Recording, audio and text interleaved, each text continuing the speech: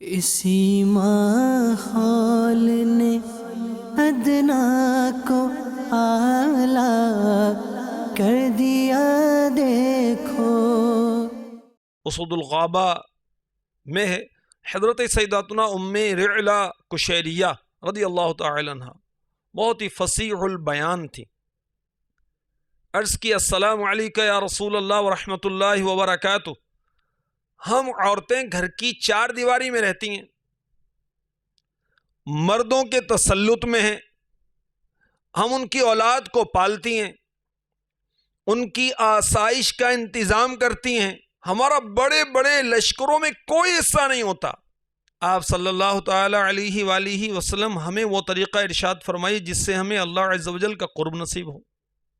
میرے نبی، پیارے نبی، سونے نبی، اچھے نبی، نبی امی، رسول ہاشمی، مکی، مدنی، محمد عربی صلی اللہ علیہ وآلہ وسلم نے ارشاد فرمایا، رات اور صبح و شام ذکر اللہ کیا کرو اور اپنی آنکھیں نیچی رکھا کرو اور اپنی آواز پست رکھا کرو۔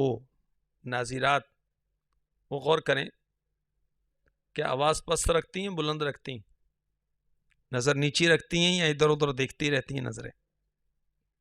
آواز کے تعلق سے اسلامی بہنوں کو محتاط رہنا چاہیے۔ اسلامی بہنوں کا آواز کا بھی پردہ ہوتا ہے۔ جی ہاں، آپ کے لیے نئی بات ہوگی، یہ بات تو پرانی آپ کی معلومات میں نہیں آئی۔ اسلامی بہنوں کا آواز کا بھی پردہ ہوتا ہے۔ پردے کے بارے میں سوال جواب بہت ہی عظیم کتاب ہے، اس کے صفحہ نمبر 259 پر ہے۔ سوال: برآمدے میں سے اسلامی بہن کا پڑوسنوں کے ساتھ بلند آواز سے باتیں کرنا کیسا ہے؟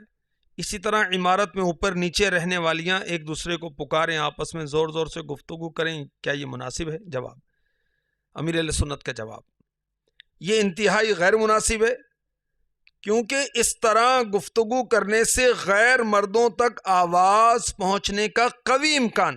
اگر آس پاس کی اسلامی بہنوں سے کوئی ضروری کام ہے تو اس کے لیے ایک دوسرے کے گھر ٹیلی فون یا انٹرکام کے ذریعے بات چیت کر لے۔ سوال: اچھا یہ بتائیے کہ بچوں کو ڈانٹتے وقت اسلامی بہن کا آواز بلند کرنا کیسا؟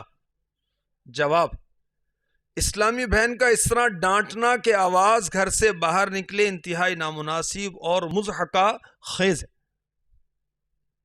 بچوں پر بات بات پر چلاتے رہنا حماقت بھی ہے اور اس طرح بچے مزید آزاد ہو جاتے ہیں۔ لہٰذا بار بار ڈانٹنے کے بجائے زیادہ تر پیار سے کام لیا جائے۔ سب کے سامنے بچوں کو رسوا کرتے رہنے سے رفتہ رفتہ اس کا ننھا سا دل باغی ہو جاتا ہے۔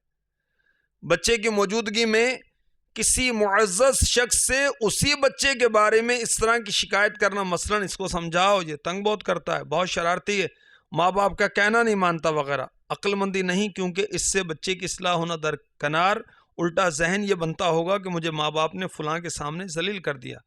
آج کل اولاد کی نافرمانیوں کی شکایات عام ہیں۔ اس کی وجوہات میں بچپن میں ماں باپ کا بات بات پر بیجا چیخو پکار کرنا، بچے کو دوسروں کے سامنے وقتاً فوقتاً ذلیل و خوار کرنا بھی شامل ہو تو بعید از قیاس نہیں ہے۔ فلاح و کامرانی نرمی و آسانی میں، ہر بنا کام بگڑ جاتا ہے نادانی میں۔ تو اسلامی بہنوں کو اپنی آواز پست رکھنی چاہیے، گھر میں بات کریں، آپس میں بات کریں، بچوں کو ضرورتاً اگر ڈانٹنا پڑے اول تو پیار کرنا چاہیے۔ امیر اہل سنت نے کتنے پیارے مدنی پھول عنایت فرمائے کہ بار بار بچوں کو ڈانٹتی رہیں گی تو بچے ڈھیٹ ہو جائیں گے اور ان کا دل باغی ہو جائے گا، کسی کے سامنے شکایت ان کی نہ کی جائے۔ اور اگر پڑوسن سے کوئی بات کرنی ہے تو انٹرکام کی ترکیب بنا لیں، کوئی ٹیلی فون کی ترکیب بنا لیں، ویسے بات کریں گی پڑوسن کے ساتھ یا دوسری بلڈنگ والی یا اوپر والی نیچے والی، تو آواز وہ دور تک جائے گی، غیر مردوں تک بھی جائے گی۔ اسی طرح وہ اب میری نادان بہنیں غور کریں جو نعت خوانیاں کرتی ہیں، اب وہ سب مل کر اگر پڑھ رہی ہیں تو غیر مردوں تک آواز تو جائے گی۔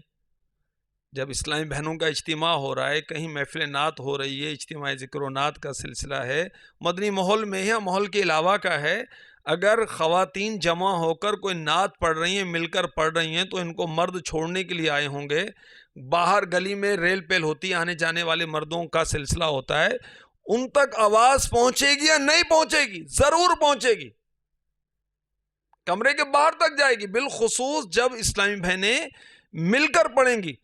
اب اس پر مزید وہ عورتیں غور کریں جو استغفر اللہ گانے بولتی ہیں، یہ تو خود اپنی آوازیں سناتی ہیں، کوئی شرم آنی چاہیے۔ تو بہرحال اسلامی بہنوں کو اپنی آواز پس رکھنی چاہیے، نظریں نیچی رکھنی چاہیے۔ اسی ماحول نے ادنا کو اعلیٰ کر دیا دیکھو،